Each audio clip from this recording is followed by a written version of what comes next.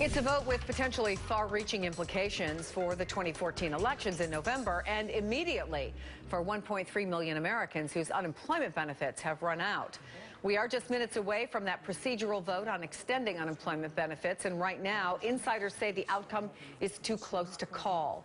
Joining me now, Republican Congresswoman Marsha Blackburn. Good morning, Congresswoman. Happy New Year. Good morning. And to you also. Where do you stand on this?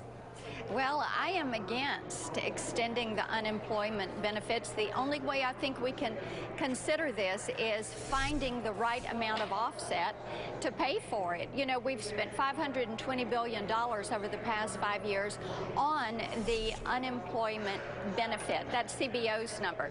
To do this short-term extension is another $26 billion. It gets to be an issue of how do you pay for this, and how do our children and grandchildren, who are ultimately going to have to pay the principal and interest on this, bear this cost? So those that are saying you would have to have some well-defined and steadfast offsets for this are exactly right. Well, this did used to be a bipartisan issue, though, Congresswoman. 14 of the last 17 times unemployment was extended. It wasn't paid for. And let me just play for you what Republican Senator Dean Heller said just about an hour ago on the Daily Rundown. Even when Republicans had control under the Bush administration, we increased emergency unemployment without a pay-for the very reason that you're talking about, Luke, and that is that it does have some added stimulus to the economy. As you mentioned, milk, eggs, perhaps even paying rent, whatever the case may be for these hardworking Americans that need this help. Does he have a point, Congresswoman? Well, he has a point, and let me say a couple of things. Number one, the best economic stimulus there is a job. And that is what the American people are wanting. We've been saying for years, where are the jobs? What has happened to the economy?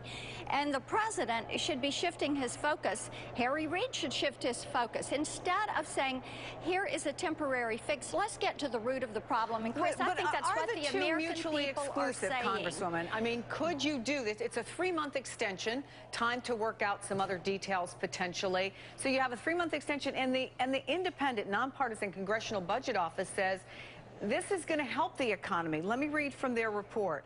Extending emergency unemployment benefits would raise gross domestic product and employment in 2014 relative to what would occur under the current law. Recipients of the additional benefits would increase their spending on consumer goods and services.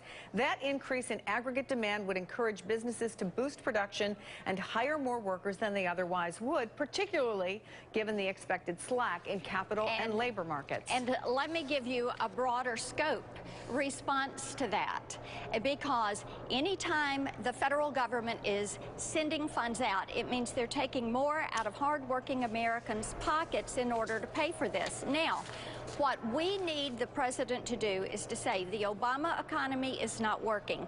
The labor force participation rate is the worst it has been in 40 years. Out of the 7.3% unemployment, 2.6% of that is the long-term unemployed. What he needs to do is be working the phones and say, how do we move some of these bills like the Skills Act, which is languishing in the Senate and would help with workforce development and jobs training? How do we look at rules and regulation and taxation policy that is hindering the ability of so many Americans to get back to work? I had someone last week tell me, you know, I want to get up, put on a clean shirt, go to a job, work all week, fuss about working so hard, and look forward to having the weekend off. That is what people are wanting to do. They are so frustrated with Washington, D.C., and a big difference is when this president came in, we had $10 trillion in debt. We have $17 trillion in debt now. We're borrowing 40 cents of every dollar that is spent. We cannot continue this, and the American people are sick and tired of the can kicking. I think that's true, and I also don't think Democrats would disagree with you about most people who are on unemployment want to work. But we're almost out of time, but I have to ask you, what do you say to the people in your state? 8.1% higher unemployment in Tennessee than the average across the country. What do you say to the folks whose unemployment benefits have run out? I have incredible amounts of compassion. I want to solve this problem. It is just untenable that so many people have been unemployed for this amount of time because this economy has created an environment where employers cannot create jobs. The uncertainty, the overregulation, the overtaxation, the way Washington picks winners and losers, the way the IRS has done politically motivated audits, the way the EPA has done politically motivated audits. Chris, the American people are fed up with this.